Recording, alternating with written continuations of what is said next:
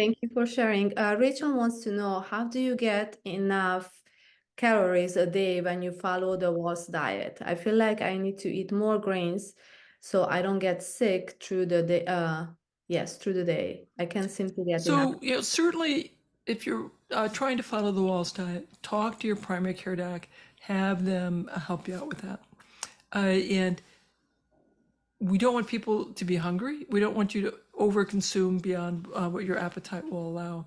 And having greens, colors, cabbage, onion, mushroom family vegetables, and or fruits as needed. I want you to have enough protein. So if you're a vegetarian, that's legumes and gluten-free grains. If you're a meat eater, that's meat, fish, poultry, more olive oil. And if you're hungry, eat food. Yes. If you're not hungry, just be sure that what you're consuming is part of the allowable food groups. Okay.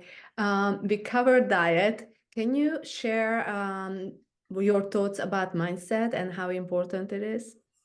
When I was diagnosed, I had really young kids, age 8 and 5. I'm in the wheelchair when my son is 11, my daughter is 8. And I'm having to reimagine what parenting looks like as I'm getting more and more disabled.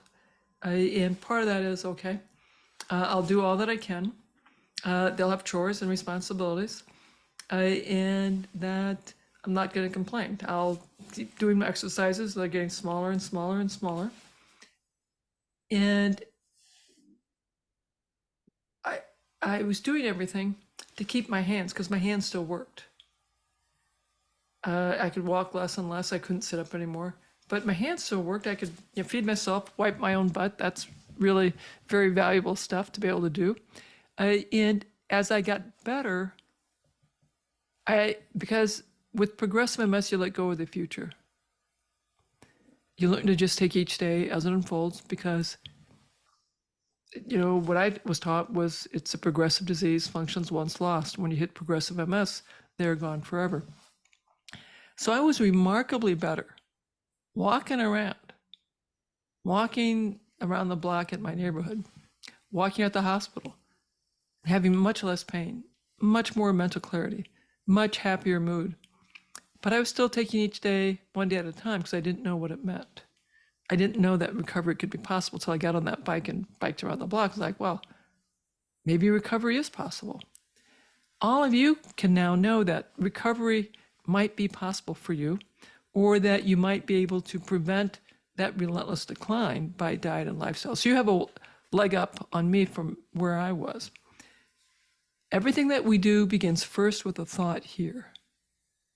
Everything that you do in life begins with a thought. And so recognize, and I hope you'll be sure that you can ask yourself this really important question. Am I doing all that I can? And what that may be different for each of you. And it might be as simple as, I'm going to work on some sort of meditative practice. I'm not ready yet to change my diet, or I can't do it without my family being on board. So I'll work on mindfulness, or I'll work on exercise first. That's a really good advice. How do you deal with when nobody is on board, like your family doesn't like you suddenly changing your lifestyle, diet? It's hard to cook for Yeah. yourself. So this is really challenging.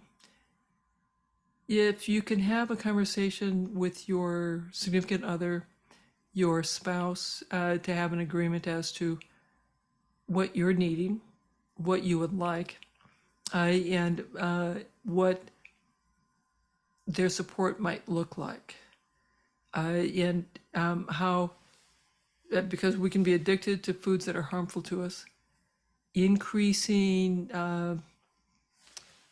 the consumption of foods that are good for me, taking out of my visual line of sight the foods that are harmful, would be super helpful. However, the rest of your family still likes all of those flavors and textures. you'd like to have a way for them to enjoy those foods. So does that mean if they're going to make that stuff at home, you're going to go out with another set of friends to have a special evening or a special time with them, that so you're not going to be tempted? Does it mean your family's going to go out with their friends and eat the foods that will tempt you, and you have a separate meal? So there are a variety of ways to negotiate that. And sometimes what I need to do is to send people to family counseling, because these are sometimes easy conversations, sometimes hard conversations. Very occasionally, what's really at the crux of the conflict is the relationship has been so strained, there's so much hurt built up, that we have to repair the relationship or acknowledge the relationship is beyond repair, and the relationship is going to end. I'd say the vast, vast majority, when we get to a family therapy, family conversation, that we're able to negotiate a strategy that is supportive for everyone. And this also might be a reason that you want to do a Mediterranean diet, because that's an easier diet. Or maybe you're going to do intermittent fasting, and you'll just have 2 days a week where you have 500 calories, and otherwise you're eating a regular diet. So the paleo diet is not the only diet that's helpful. I want you to find a way of improving your diet that the family can be on board with. So, and that might be the Mediterranean diet.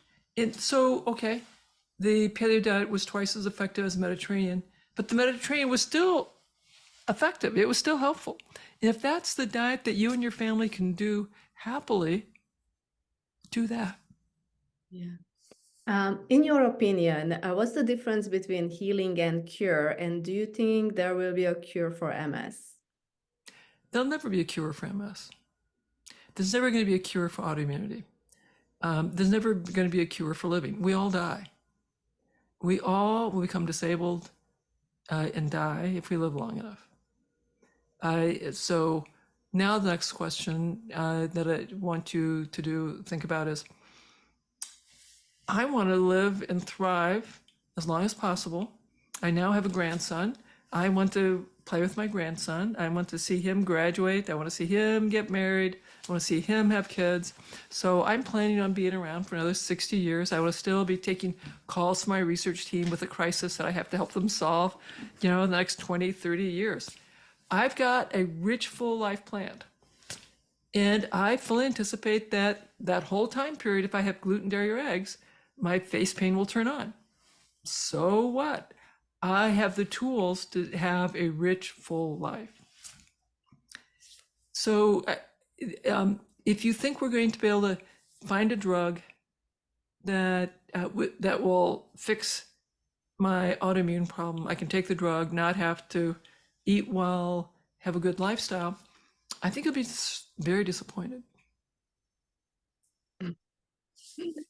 Yes, I agree with you. I don't, yeah, it's 120. That's my goal also.